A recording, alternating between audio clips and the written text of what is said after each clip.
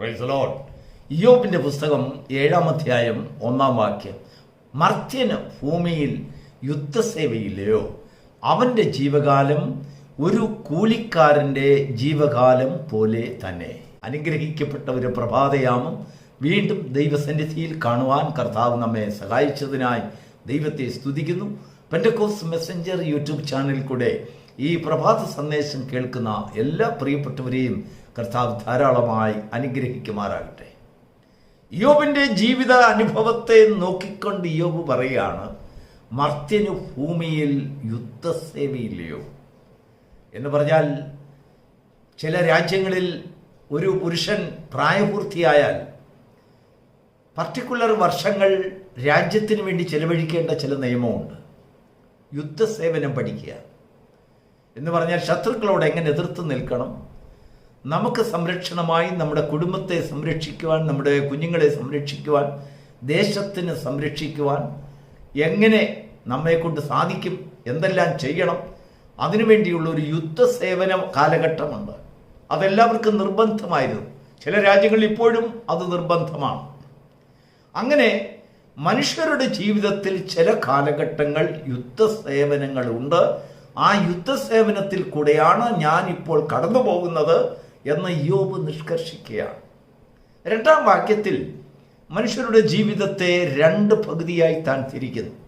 ഒരു നാണയത്തിന് 2 വശം ഉള്ളതുപോലെ താൻ 2-ാം വാക്യത്തിൽ ഇങ്ങനെ രേഖപ്പെടുത്തുകയാണ്, വേലക്കാരൻ നിഴൽ വാഞ്ചിക്കുന്നത് പോലെയും.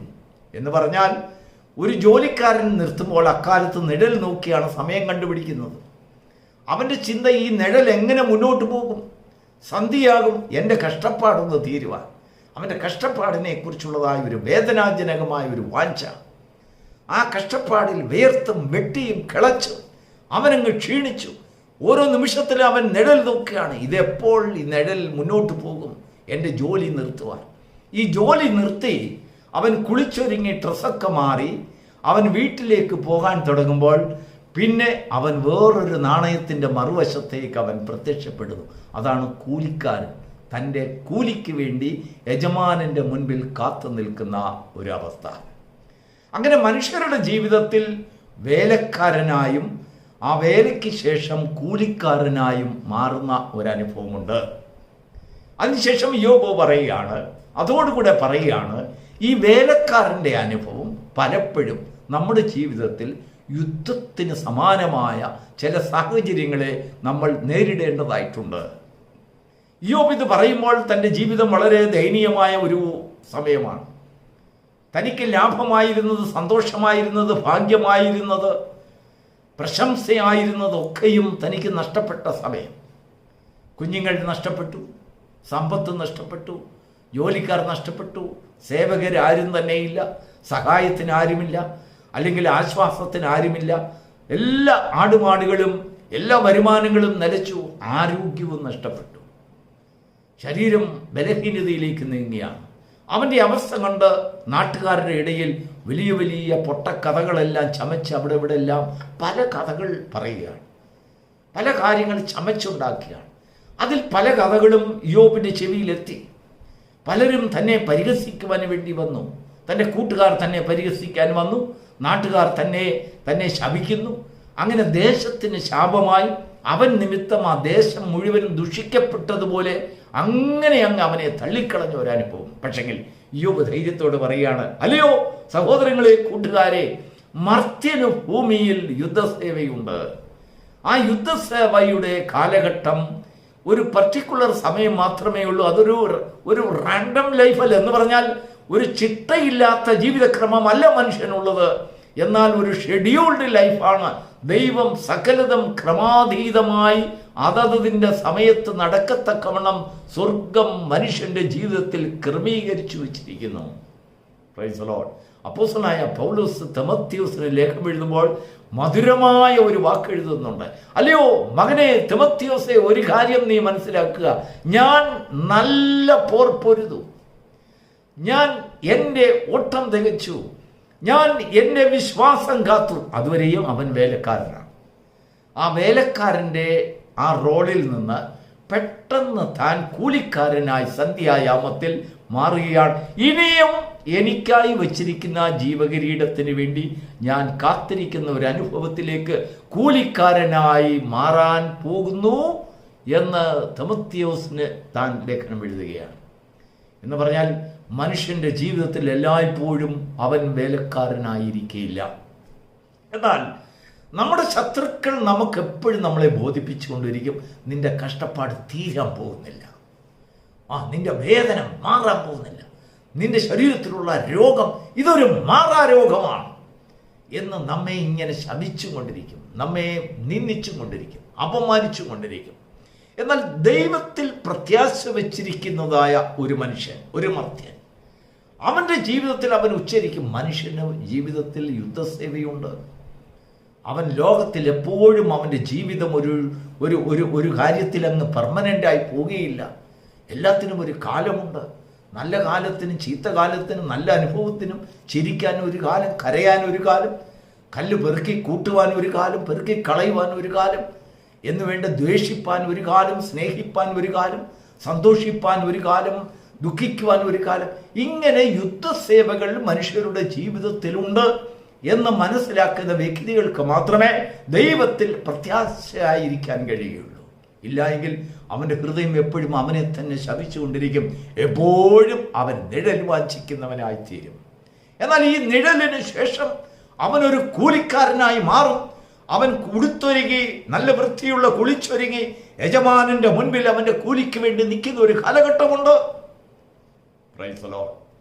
ഈ പ്രത്യാശയാണ്, ഈ വചനങ്ങളാണ് നമ്മെ ജീവിതത്തിൽ ഉറപ്പിക്കുന്നത്, ധൈര്യമുള്ളവരാക്കുന്നത്.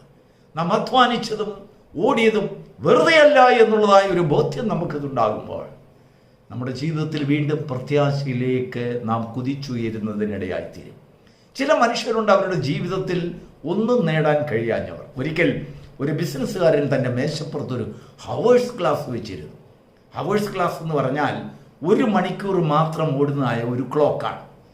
ആ ക്ലോക്കിന് പല പ്രത്യേകതകളുണ്ട്. പല രീതിയിലുള്ള ഹവേഴ്സ് ക്ലാസ് നമുക്ക് കിട്ടും.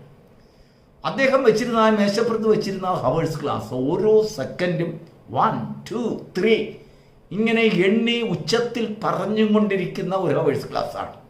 ഒരിക്കൽ തന്നെ മകൻ വന്ന് അപ്പനോട് ചോദിച്ചു, ഡാഡി എന്തിനാണ് ഇത്രയും ശബ്ദത്തിൽ പറയുന്നത്, സെക്കൻഡുകളെ എടുത്തു പറയുന്ന വാച്ച് മേശപ്പുറത്ത് വെച്ചിരിക്കുന്നതിൻ്റെ കാരണം?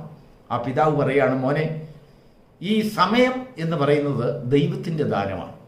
നമ്മൾ ബിസിനസ് ചെയ്യുന്നു, എന്നാൽ നമുക്ക് ധാരാളം പണം ഉണ്ടാക്കാൻ കഴിയുമെങ്കിലും ഓരോ നിമിഷവും നമ്മോട് ചോദിക്കുന്നത്, ഞാൻ പോവുകയാണ്, ഈ നിമിഷം നിനക്കെന്ത് എന്നിൽ നിന്ന് നേടാൻ കഴിഞ്ഞു എന്നൊരു ചോദ്യം. അടുത്ത നിമിഷം നമ്മെ സ്വാഗതം ചെയ്യുമ്പോൾ അത് നമ്മോട് ചോദിക്കുന്ന ഒരു കാര്യം, ഇതാ ഞാൻ വന്നിരിക്കുന്നു, ഞാൻ നിനക്ക് എന്ത് ചെയ്യണം? ഇങ്ങനെ ഒരു ചോദ്യത്തോടു കൂടിയാണ് പുതിയ നിമിഷം നമ്മെ അഭിമുഖീകരിക്കുന്നത്. എന്തെങ്കിലും നമുക്ക് നേടാൻ കഴിഞ്ഞാൽ ആ കഴിവിനെയാണ് ബിസിനസ് എന്ന് പറയുന്നത്. ദൈവത്തിന് മഹത്വമുണ്ടാകട്ടെ. പ്രിയപ്പെട്ട ദൈവമക്കളെ, പലപ്പോഴും പലരുടെയും ജീവിതാന്ത്യം നോക്കിയാൽ പരിതാപകരമായ ഒരവസ്ഥ, സന്തോഷമില്ലാത്ത അവസ്ഥ. എന്തുകൊണ്ടാണെന്നറിയാം? അവരുടെ ജീവിതത്തിൻ്റെ അന്ത്യത്തിൽ വരുമ്പോഴാണ് അവർ ഓടിയതും അധ്വാനിച്ചതും വെറുതെയായിപ്പോയി, അവർക്കൊന്നും ഭൂമിയിൽ നേടാൻ കഴിഞ്ഞില്ല, വ്യർത്ഥമായ കാര്യങ്ങൾക്ക് വേണ്ടിയാണ് അവൻ്റെ നിമിഷങ്ങളൊക്കെയും ചെലവഴിച്ചതെന്നുള്ളതായ ഒരു ബോധ്യം അവരുടെ ഹൃദയത്തിൽ വലിയ ഭാരമായി വരും. അപ്പോഴാണ് അവർക്ക് ബോധ്യമാകുന്നത്, അവർ ധാരാളം സമ്പാദിച്ചു കാണും, പക്ഷെങ്കിൽ ആ സമ്പാദ്യങ്ങളൊന്നും അവരോടൊപ്പം കൊണ്ടുപോകാൻ കഴിയാത്തതായ, ജീവിതത്തിൽ ഒരിക്കലും നശിച്ചു പോകാത്തതായ, ദൈവത്തിൽ നിന്ന് കിട്ടുന്ന ഒരു പ്രത്യാശജനകമായ ഒരു പ്രതിഫലത്തിൻ്റെ ഉൾക്കാഴ്ച ജീവിതത്തിൻ്റെ അവസാന നിമിഷങ്ങളിൽ മനുഷ്യൻ പ്രാപിക്കുന്നു. ദൈവത്തിന് സ്തോത്രം. അവൻ്റെ കൂലിക്കും അവൻ്റെ പ്രയത്നത്തിനനുസരിച്ചതായ ഒരു പ്രതിഫലനത്തിന് വേണ്ടി ലൈൻ നിൽക്കുന്നതായ ഒരു കൂട്ടം ദൈവമക്കളെ, വിശുദ്ധന്മാരെ, നീതിമാന്മാരെ അവരുടെ ജീവിതത്തിൽ അവസാന നാളുകളിൽ പ്രത്യാശിക്കുമ്പോൾ ജീവിതകാലം മുഴുവനും നഷ്ടമാക്കി കളഞ്ഞ് ഒരു പ്രയോജനവുമില്ലാതെ നശിച്ചു പോകുന്ന സമ്പത്തിന് വേണ്ടിയും ഈ സന്തോഷത്തിന് വേണ്ടിയും അവരുടെ ജീവിതം ഒഴിഞ്ഞു വെച്ചതായ ദുർഭാഗ്യമായ ചില ജീവിതങ്ങളെ നോക്കി ചില ധനാഠ്യർ പോലും പൊട്ടിക്കരയുന്ന ചില അനുഭവങ്ങളുണ്ട്. അവരുടെ ജീവിതത്തിൽ സന്തോഷമില്ല. ജീവിതത്തിൻ്റെ അവസാനത്തിൽ അവർ കാണുന്നു, നീതിമാന്മാരുടെ സംഘം അവരുടെ കൂലിക്ക് വേണ്ടി കാത്തു നിൽക്കുന്നു.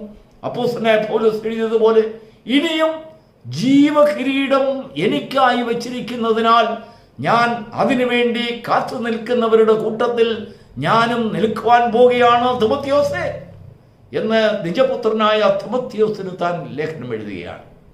നമ്മുടെ ജീവിതത്തിൽ രണ്ട് ഭാഗമുണ്ട്. ഒന്ന് വേലക്കാരൻ, രണ്ട് കൂലിക്കാരൻ. നമ്മുടെ ജീവിത വേലക്കാരൻ്റെ അനുഭവത്തിൽ നമുക്കെല്ലാം ഒരു ചിന്തയുണ്ട്. ഈ നിഴൽ എപ്പോൾ അവസാനിക്കും? ഈ കഷ്ടപ്പാട് എപ്പോൾ തീരും? എന്നാൽ നാം ഒരു കാര്യം വ്യക്തമായി ഗ്രഹിക്കണം. ഈ നിഴലിൻ്റെ പടി നിശ്ചയിച്ചിരിക്കുന്നത് സ്വർഗമാണ്. നമുക്കായിട്ട് ഈ നിഴലിൻ്റെ നീളം കുറയ്ക്കുവാനും കൂട്ടുവാനും കഴിയുകയില്ല. അത് സ്വർഗം നിശ്ചയിച്ചിരിക്കുന്നതാണ്. ഓരോ മനുഷ്യർക്കും നിശ്ചയിച്ചു കൊടുത്തിരിക്കുന്ന നിമിഷങ്ങൾക്ക് സ്വർഗത്തിൽ വ്യക്തമായ എണ്ണമുണ്ട്. എന്നാൽ അവൻ്റെ ജീവിതത്തിൽ അത് എങ്ങനെ പ്രയോജനപ്പെടുത്തുവാൻ കഴിയും എന്നുള്ളതായ ഒരു വ്യക്തമായ തെരഞ്ഞെടുപ്പിൻ്റെ കഴിവ്, അധികാരം ദൈവം മനുഷ്യനിൽ കൊടുത്തിരിക്കുന്നു. നമ്മുടെ ജീവിതത്തെ പ്രയോജനകരമാക്കുവാനുള്ള ഉത്തരവാദിത്വം ദൈവം അത് ബോധ്യമായി നമ്മുടെ മുൻപിൽ കൊണ്ടുവന്നിരിക്കുകയാണ്. പലപ്പോഴും വചനങ്ങളിൽ കൂടെയും പ്രബോധനങ്ങളിൽ കൂടെയും സന്ദേശങ്ങളിൽ കൂടെയും പല ബുദ്ധിയുപദേശങ്ങളിൽ കൂടെയും ജീവിതത്തിൻ്റെ പല അനുഭവങ്ങളുടെ തുറമുഖങ്ങളിൽ കൂടെയും ഒക്കെയും നമ്മെ അത് ബോധിപ്പിക്കുവാൻ ദൈവം പലപ്പോഴും പരിശ്രമിക്കുന്നുണ്ടാകും. എന്നാൽ ചിലർ അത് കണ്ടിരുന്നാലും മനസ്സിലാക്കിയാലും തിരിച്ചറിയാതെ, ഗണ്യമാക്കാതെ, അതിനെ നഷ്ടമാക്കിക്കൊണ്ട് എന്നാൽ ഈ ലോകത്തിലുള്ള സന്തോഷം എപ്പോഴും നിൽക്കുന്നതാണെന്നുള്ളൊരു ചിന്തയോടുകൂടി അവർ ഇങ്ങനെ പോവുകയാണ്. ചില രോഗികൾ പലപ്പോഴും അവരുടെ മനസ്സിൽ അവർക്ക് എന്തോ ഒരു ചിന്തയുണ്ട്, എൻ്റെ രോഗം മാറത്തില്ല, ദുഃഖം മാറത്തില്ല, എൻ്റെ കഷ്ടത മാറില്ല. ചിലരൊക്കെ അങ്ങനെയൊക്കെ പറയാറില്ലേ, അയ്യോ എനിക്ക് ഈ കഷ്ടത, എനിക്ക് മാത്രം ഈ കഷ്ടത, ഇതൊരിക്കലും അവസാനിക്കുകയില്ല.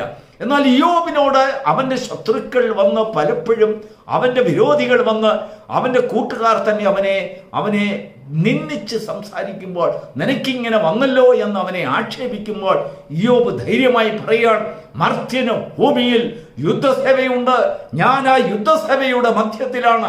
എന്നാൽ ഈ വേലക്കാരൻ്റെ ഒരു അനുഭവത്തിൽ നിന്ന് ഞാൻ കൂലിക്കാരൻ്റെ ആ സ്ഥിതിയിലേക്ക് മാറ്റപ്പെടുവാൻ പോവുകയാണ്. അപ്പോൾ എനിക്ക് നഷ്ടമായതൊക്കെയും എൻ്റെ ദൈവം എനിക്ക് തരും. ദൈവത്തിന് സ്തോത്രം. പൗലോസ് ലേഖനം എഴുതുമ്പോൾ, തിമോത്തിയോസ് ലേഖനം താൻ പറയുകയാണ്, ഞാൻ ആരെ വിശ്വസിച്ചു, എന്നെ വിളിച്ചത് ആരാണെന്ന് ഞാൻ അറിയുന്നു, അവൻ എൻ്റെ ഉപനിധി എനിക്ക് വേണ്ടി കാത്തുവച്ചിട്ടുണ്ട്. പ്രിയപ്പെട്ടവരെ, നമ്മുടെ ജീവിതത്തിലെ പ്രത്യാശയില്ലാത്ത നിമിഷങ്ങളെക്കുറിച്ച് നമ്മുടെ ജീവിതത്തിൽ നാം ബോധവാന്മാരായിരിക്കണം. നമ്മുടെ ജീവിതത്തിൽ പ്രത്യാശയുള്ളവരായിരിക്കണം. നാം ഓടുന്നതും അധ്വാനിക്കുന്നതും വെറുതെയല്ല. നാം നീതി ചെയ്യുന്നത് വെറുതെയല്ല. നാം അനേക ആക്ഷേപങ്ങളും പരിഹാസങ്ങളും നിന്ദയും അപമാനവും ശിക്ഷയും ഏറ്റുവാങ്ങുന്നത് വെറുതെയല്ല. നമുക്ക് കൂലിക്കാരൻ്റെ ഒരു ലൈനപ്പ് ഉണ്ട്. അപ്പോൾ നാം അവിടെ നിന്നുകൊണ്ട് നമ്മൾ ഇതിനു വേണ്ടി ഒരു പ്രതിഫലം ദൈവത്തിൽ നിന്ന് പ്രാപിക്കുവാനുള്ള ഒരു സമയം നമുക്ക് മുൻപിലുണ്ട്. നാം എന്നും വേലക്കാരല്ല, എന്നും നാം നിഴലിനെ കുറിച്ച് വാഞ്ചയുള്ളവരല്ല. എന്നാൽ ഒരു ദിവസം ദൈവം നമ്മുടെ നിഴലിനെ ആ ഒരു ഉച്ചത്യ സ്ഥിതിയിലേക്ക് എത്തിച്ചതിന് ശേഷം നമ്മളെ വീണ്ടും കൂലിക്കാരാക്കി ദൈവം മാറ്റുന്നു. അവിടെ ചെന്ന് നമ്മുടെ ദൈവത്തിൻ്റെ സന്നിധിയിൽ ന്യായാസനത്തിന് മുൻപിൽ നാം ഓടിയതും അധ്വാനിച്ചതിനും തക്കവണ്ണം പ്രതിഫലം പ്രാപിക്കുമ്പോൾ അനേകരുടെ മുമ്പിൽ നമുക്കതൊരു പുകഴ്ചയായിട്ട് മാറും. ഇപ്പോൾ നമ്മെ നിന്ദിക്കുന്നവർ, പരിഹസിക്കുന്നവർ, ആക്ഷേപിക്കുന്നവർ, നമ്മെ ചവിട്ടിക്കളയുന്നവർ, നമ്മെ താഴ്ത്തുന്നവർ, നമ്മോടൊപ്പം ഇല്ല എന്ന് അവർ വലിയവരെന്നൊക്കെ ചിന്തിക്കുന്നവർ, നീ കുറഞ്ഞവനെന്നും നീ കൊള്ളരുതാത്തവനെന്നും ഒക്കെ ചിന്തിക്കുന്നവരുടെ മുൻപിൽ വെച്ച് ദൈവം നിന്നെ മാനിക്കുന്ന ഒരു ദിവസമുണ്ട്. Praise the Lord. ആ മാന്യത എത്ര മഹത്വകരമായ കൂലിയും പ്രതിഫലവുമായി മറ്റുള്ളവരുടെ മുമ്പിൽ അല്ലെങ്കിൽ തിളങ്ങത്തക്ക രീതിയിൽ ദൈവം അത് പ്രതിഫലിപ്പിച്ച് കാണിക്കുന്നു. ക്രിസ്തീയ ജീവിതം പ്രത്യാശയുള്ള ജീവിതമാണ്. കൂലിയും പ്രതിഫലവുമായി ദൈവം നിനക്ക് വേണ്ടി വരുന്ന ഒരു ദിവസത്തെക്കുറിച്ച് ഒരാഹ്വാനം തരുന്നതായ ഒരു വിശ്വാസമാണ് ക്രിസ്തീയ വിശ്വാസം.